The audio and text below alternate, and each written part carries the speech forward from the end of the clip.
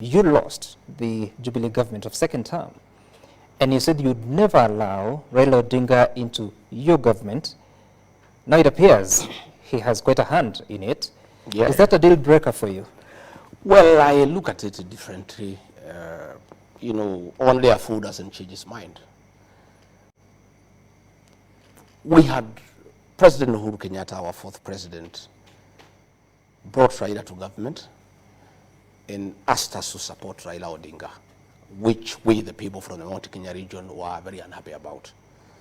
And we disagreed with President Uhuru Kenyatta, and President William Ruto persuaded us that Raila is the one who has caused problems in government. He persuaded us, and he's a very persuasive leader, and we were persuaded. President William Ruto persuaded us that if we allow Raila Odinga to become president, this country will not move forward. And as a result, we disagreed with President Uhuru Kenyatta and rejected Raila Odinga and gave our vote to President William Ruto. So when we came into office, it was my agreement with President William Ruto that we will not allow Raila into government. But along the way, my boss, President William Ruto, changed his mind. And he is the boss. And in this situation, Sam, we are not in a co-presidency. I'm just a principal assistant to the president. Mm-hmm. What he says is what carries the day, and I don't argue with him. I may have reservations, and I raise it with them. He persuades me many times. Other times he overrules me. And when I realized that he started having a relationship with Raila Odinga, I slowly gave way, because the boss is always right, you know, and that is why many people say, oh, regarding Gcahagua, he had said he has put traps in State House so that Raila Odinga does not come. Yeah, that was my agreement with President William Ruto. But that is not my house. The minute I realize they are meeting, they are interacting, I'm also not a stupid person, and I don't have to be told, you know, in black and white. I relaxed, and I stopped even attacking Raila Odinga, and I let the president have his way.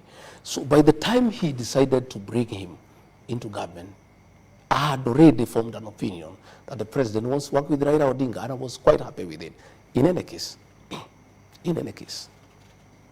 my brother and long-time confidant, President Uhuru Kenyatta, had told us that Raila is a good man. President William Ruto convinced us otherwise. And we abandoned our son Uhuru Kenyatta, and we decided to go with President William Ruto. Now President William Ruto has told us exactly what President Uhuru Kenyatta had said, that Raila is a good man, we can work with him. If two presidents says a man is good, who are you to argue with him? So we have said, Raila Odinga is a good man, and let's work with him. Let's make him part of our political process, and let us build the country together. And I want to say, myself and my political base, the Mount Kenya region, have no problem whatsoever with Raila Odinga. In fact, what people are saying, and it's very interesting, they are saying a Mount Kenya king does not pronounce himself twice on a matter. Our son, President Uhuru Kenyatta, had pronounced himself on this matter. So that pronouncement carries the day. As we stand today, me and the mountain people are quite happy with Raila Odinga, and we don't have a problem with him whatsoever.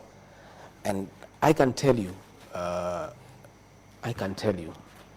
because it's important that I say so, myself and the mountain people feel very bad, that we punished Uhuru Kenyatta, we demeaned him, we told him off, we embarrassed him for telling us that Raila Odinga is a good man, and we were very, very brutal with him, and we really hammered him. It has come to our knowledge that it was very unfair, because his crime was to tell us that Raila Odinga is a good man, and we decided that Raila Odinga is a bad man, William Ruto is a good man. Now that President William Ruto has said Raila is a good man, that is why I apologize to Uhuru Kenyatta and his family. And I owed him an apology on behalf of the community, because what he had told us is what the president has told us. We had no business fighting him. We had no business disrespecting him. We had no business humiliating him. Right. So myself and the community, you know, owe Uhuru Kenyatta an apology. And I give that apology on behalf of the community. Okay.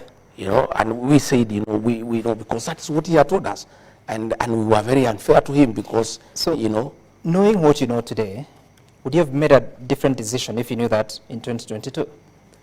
Well, you cannot talk backwards. You know, I can't say what we would have done or not done, but things keeps on changing. Yeah, but now we are saying everybody is good. You have said that once the king pronounces themselves, the pronouncement stands.